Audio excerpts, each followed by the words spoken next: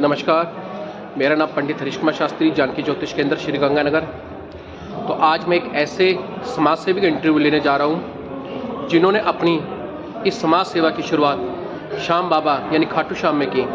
तो चलिए आइए उनकी जर्नी यानी उनकी यात्रा का अनुभव लेते हैं और साथ ही उनके शब्दों में वर्णन भी सुनते हैं कि श्याम बाबा जी उनके जीवन में क्या क्या चमत्कार किए और क्या क्या उनको अनुभव हुआ। यानी फेलियर से उस हाई लेवल तक पहुंचना ये जल्दी सी बात है, बिना आशीर्वाद और बिना भगवान के संभव नहीं हो पाते। तो हमारे सामने भी बैठे हैं प्रधान जी और बाकी हमारे दोस्त भी हैं, भाई बंधु भी हैं। तो चलिए सबसे पहले जय श्री महाकाल, जय श्री श्याम, जय श्री श्याम, जय श्री श्याम। तो आप बताइए कि अपने इस धर्मशाला की शुरुआत कहाँ से हुई और आपको मोटिवेशन कहाँ से मिला, और आप अपने वर्णों से हमारे दर्शकों को बताइए। जय श्री श्याम। अरे मेरे भगवान, हमने ये हमारा 18वां जो भंडारा अभी चल रहा है, हर फागण में हम भंडारा करते हैं। हमारा ट्रस्ट है श्री श्याम सेवा समिति रजिस्टर्ड के नाम से, और इसको धर्मशाला को बनाए हुए हमने 18 साल हो गए और 18वां ही भंडारा है। जिस समय हमने ज़मीन परचेज करी उस समय हमने यहाँ पर 2 कमरे बनाए थे, 4 लैट्रिन बाथरूम भक्तों के लिए बनाया था।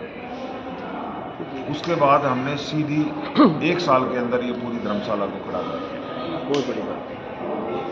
जब से लेके आज तक निरंतर भंडारा चल रहा है। बाबा का हर एकादशी को यहाँ पर भजन और भोजन का निःशुल्क प्रोग्राम यहाँ पे होता है, हर एकादशी को, चांदनी एकादशी को। इसके अलावा बाबा के चमत्कार हम इस ज़मीन के ऊपर शुरू से देखते आ रहे हैं, लेकिन वो बहुत लंबी स्टोरी हो जाएगी। हमारा चमत्कार 2 साल पहले ऐसा हुआ कि हम कभी भी बाहर की साइड में आउटर भंडारा नहीं लगाते थे। हम अंदर ही धर्मशाला के अंदर भंडारा लगाते थे। जिस भंडारे में हमारे 10 पीपा देसी घी, 10 बोरी आटा और उसके अनुसार ही सब्जियां और ये सब लगता था। लगभग हमारा खर्चा भंडारे में 10 लाख रुपए के आसपास आता था। लेकिन हमारे 3 साल पहले हमने भंडारा बाहर लगाना शुरू किया। 3 साल पहले जब शुरू किया तो हमने 10वीं के दिन देखा कि हमने जहाँ 10 पीपा घी लगता था वहाँ 40 पीपा घी लग गया। जहाँ 10 बोरी आटे की लगती थी वहाँ 40 बोरी आटे की हो गई। तो उसके अनुसार ही घी के साथ चीनी भी बढ़ गई, बेसन भी बढ़ गया, सब बढ़ गया। अब हमने अपनी सब ट्रस्टियों की मीटिंग बुलाई 10वीं के दिन कि अपन जो है ना इस भंडारे को 10 लाख रुपए तक का लेके सीमित लेके चलते थे, और आज ये भंडारा 4 गुना अपने को लग रहा है। 40 लाख का बजट, 40 लाख का बजट लग रहा है। तो ये तो अपने को परेशान हो जाएंगे, क्योंकि अपन ने कलेक्शन तो करी नहीं कोई। तो ये द्वारिका के ऊपर बोझ पड़ जाएगा ये तो इस भंडारे को क्या करना है, इसको चालू रखना है या आगे बंद करें।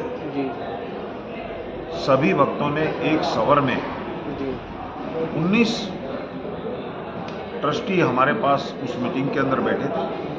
19 के 19 ट्रस्टियों ने बोला कि इस द्वारिका विश्राम भवन के अकाउंट में इसका कोई पैसा नहीं लगेगा, और जितना पैसा लगेगा वो हम 19 के 19 हम ये इसको बांट लेंगे और भंडारा निरंतर चालू रहेगा। हमने निरंतर 12 के दिन तक भंडारा चालू रखा, और हमने उसका बाद में 1 महीने बाद जाके हमारा हिसाब पूरा होता है। 1 महीने बाद हमने उसका टोटल लगाया तो उस भंडारे के अंदर हमारे को 3,84,000 की एक्सेस बोलो श्याम प्यारे की जय हो। ये बाबा का चमत्कार है। और भी इतने चमत्कार यहाँ होते आए हैं। हम तो बाबा को विशेष रूप पे इसके ऋणी हैं हम, और बाबा से ही मांगते रहते हैं, और बाबा ही देते हैं। हमें नहीं पता ये कहाँ से आ रहा है, क्या हो रहा है। हम किसी के पास न मांगने जाते हैं, बाबा स्वयं लेके आते हैं। स्वयं भगत अपने आप ही भंडारे के अंदर भेज देते हैं। चलो बहुत अच्छी बात जय है। श्री श्याम। और युवाओं के लिए खासकर क्या संदेश देना चाहोगे? जो युवा आज देखा जाए तो हर एक घर में 2 डिप्रेशन की शिकार है, तो ये क्या कारण है? ये फेलियर को क्यों नहीं आप बच्चे लोग जो भी है उम्र के लोग फेस क्यों नहीं कर पा रहे? जरा आप अपने वर्णन बताइए कि आप कितने बार फेलियर हुए जीवन में। ये विषय आपने बहुत ही गंभीर विषय है इस बारे में, और जी हाँ। सनातन धर्म के बारे में हम्म। हमारे साथ विजय गंगवाणी जी हमारे साथ मौजूद हैं। ये बहुत प्रसिद्ध गायक हैं पूरे जय श्री श्याम प्रेमियों, जय श्री श्याम प्रेमियों। मैंने देखा तो है मगर मैं याद चलो। बाबा जब भी जिसने तेरा नाम पुकारा है, तूने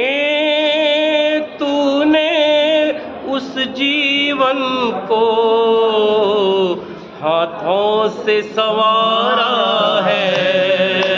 बाबा जब भी जिसने तेरा नाम पुकारा है, तूने उस जीवन को हाथों से संवारा है। ये मेरे बाबा की कृपा है। और अगर कहते हैं कि अगर तेरे दर सुनाई न होती तो भीड़ इस कदर आज यहाँ आई न होती। तो आज आप देख रहे हैं 25 से 30 लाख लोगों का ये जो जमघट है, मेला है, रेला है, मेला है, तो ये और कोई नहीं, बाबा का प्रत्यक्ष प्रमाण है, प्रत्यक्ष पर्चा है, इसलिए आज यहाँ पर भीड़ हो रही है। तो और आज हम द्वारिका भवन में हैं, जो पिछले 18 साल से निरंतर भक्तों की निःशुल्क निस्वार्थ सेवा करती आ रही है। और अभी आपने हमारे राजेश जी बंसल साहब के वाक्य सुने।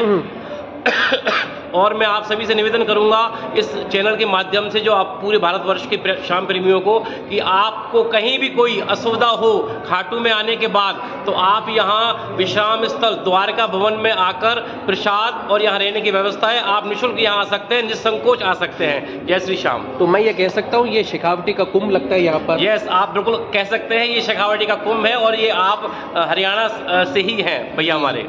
बहुत अच्छी बात है। तो युवाओं के लिए संदेश भी बताइए ताकि युवा मोटिव रहे। देखिए, युवाओं का तो ऐसा है कि कहते हैं कि जैसा खाओ अन्न वैसा हो मन, है ना।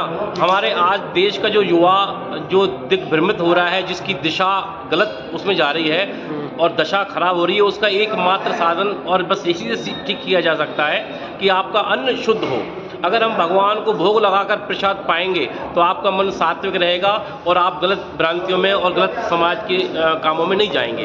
मेरा बस यही कहना है, संदेश। बहुत अच्छी बात। जय श्री श्याम। तो इस प्रकार ही आपको मोटिव करते रहेंगे और अनेक, तो भगवान सबकी मनोकामना पूर्ण करे। और हमारे YouTube चैनल को लाइक करें, सब्सक्राइब करें, शेयर करें। हर हर महादेव।